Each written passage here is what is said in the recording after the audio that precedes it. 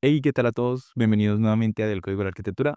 Yo soy John y en este video vamos a ver un concepto que es muy importante para construir sistemas de inteligencia artificial que sean realmente útiles.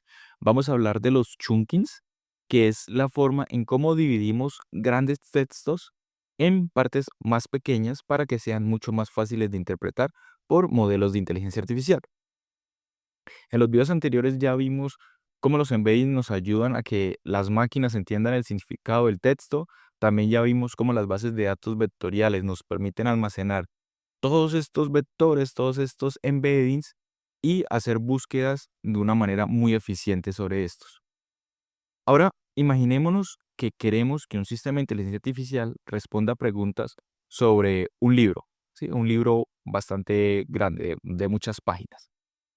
Si nosotros tomamos todo este libro y lo almacenamos como un solo embedding, va a ser muy difícil para un modelo de inteligencia artificial poder extraer información de este PDF.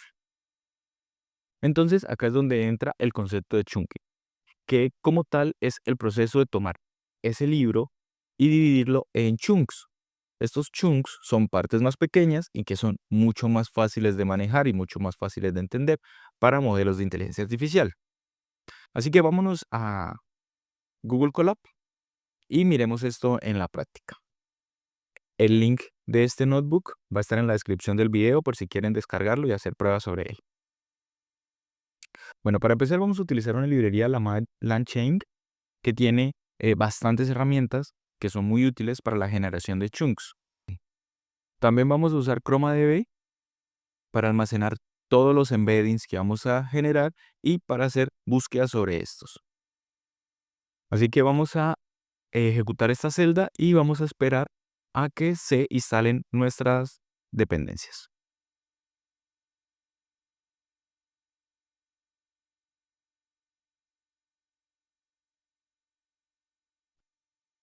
Listo. Una vez instaladas nuestras dependencias, vamos a importar las clases que necesitamos. En este caso, de langchain.textSplitter, vamos a extraer recursive character text splitter que nos va a ayudar a dividir el texto. Y vamos a importar también ChromaDB, que es la que vamos a utilizar como base de datos. Y también importaremos JSON, que lo vamos a utilizar para hacer impresiones en la consola de Google Colab y que se entiendan mejor. Así que ejecutamos la celda.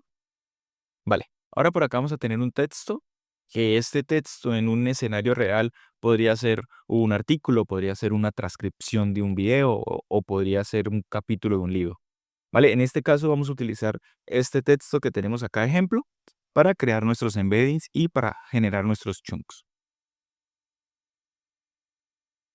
Ahora, acá abajo vamos a tener toda la configuración de nuestro splitter, de nuestra función que se va a encargar de generar los chunks. A esta función tenemos que pasarle tres parámetros. El primer parámetro es el chunk size.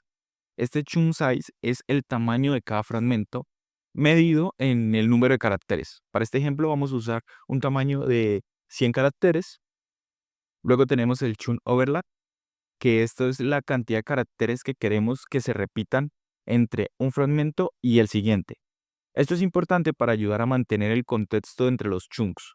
Por ejemplo, si una idea clave está al final de un chunk, repetir esta parte final nos asegura que esta misma parte se encuentre en el inicio del siguiente chunk. Yo sé que es un poco enredado, pero ahorita en el ejemplo lo vamos a entender mejor.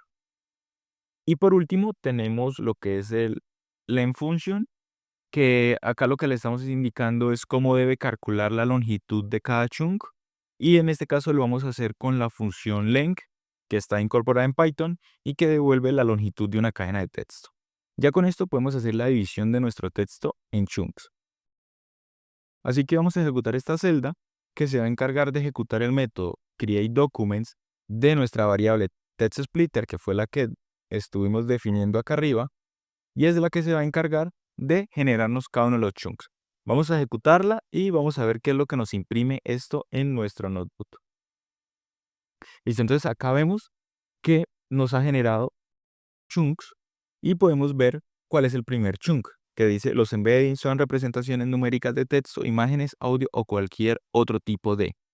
Ahora veamos el segundo chunk. El segundo chunk nos está iniciando con la misma frase con la que está terminando el primer chunk, que dice otro tipo de, y esto es lo que hace el chunk overlap, que es el que se encarga de repetirnos la frase final del chunk anterior en el comienzo del chunk siguiente para mantener esa semántica entre chunks. ¿Listo? Entonces acá también podemos ver que el segundo chunk está terminando en contextuales en un y el tercer chunk está iniciando con contextuales en un, ¿vale? Entonces lo mismo va a pasar con todos los chunks. ¿Listo? Entonces ahora lo que vamos a hacer es crear nuestro cliente de ChromaDB, lo mismo que ya hicimos en el video de bases de datos vectoriales. Entonces vamos a crear el cliente y vamos a crear una colección llamada documentos IA. Entonces ejecutamos la celda para crear esta colección y listo, ya tenemos aquí la colección creada y ahora lo que vamos a hacer es recorrer cada uno de los documentos que nos generó el TextSplitter.createDocuments y vamos a registrar cada uno de estos documentos en la base de datos de ChromaDB. Entonces, ¿esto cómo lo hacemos? Vamos a recorrer cada uno de estos documentos y de esos documentos vamos a extraer el page content, que el page content es lo que estamos imprimiendo acá arriba, que son cada uno de los chunks. Y lo vamos a almacenar en nuestra variable text. Y también vamos a generar una variable IDs que va a guardar los IDs únicos que le vamos a asignar a cada uno de los chunks. Y luego ejecutamos la función add de la colección que ya creamos de ChromaDB para almacenar cada uno de estos chunks. Así que vamos a ejecutar la fila. Aquí él lo que va a hacer es, va a descargarnos el modelo con el que va a generar estos embeddings, que es este modelo que vemos acá, y va a insertar cada uno de estos chunks en nuestra base de datos. Listo, cuando ya termina, entonces lo siguiente que haremos es crearnos una función que se va a encargar de buscar en esta colección la consulta que nosotros queramos. Entonces esta función lo que hace es ejecuta la función query de nuestra colección pasándole una consulta y pasándole un número de resultados. Y luego retorna los resultados. Así que vamos a ejecutar esta celda para definir la función y ya lo único que nos queda es hacer pruebas de búsqueda a nuestra base de datos. Entonces vamos a empezar con una primera consulta que sería ¿qué es la búsqueda semántica? Aquí como no le estamos pasando un segundo parámetro, entonces el número de resultados que nos va a devolver sería 2. Vamos a ejecutarlo y aquí nos dice que encontró estos valores. ¿Vale? Nosotros podríamos decirle acá que entonces queremos más datos, por ejemplo 6, y pues nos va a devolver la cantidad de resultados que le estamos indicando. Lo otro es que, bueno, acá también podemos ver los IDs, que estos son los IDs únicos que estábamos asignándole a cada uno de los chunks. Y por acá abajo vemos también cuál es la distancia. Recordemos que entre más cerca a 0 es más similar la frase que estamos buscando con la frase que nos está devolviendo la base de datos. Listo, entonces ahora miremos también esta otra consulta que tenemos acá, que le estamos diciendo cómo se llama el proceso de categorización de documentos.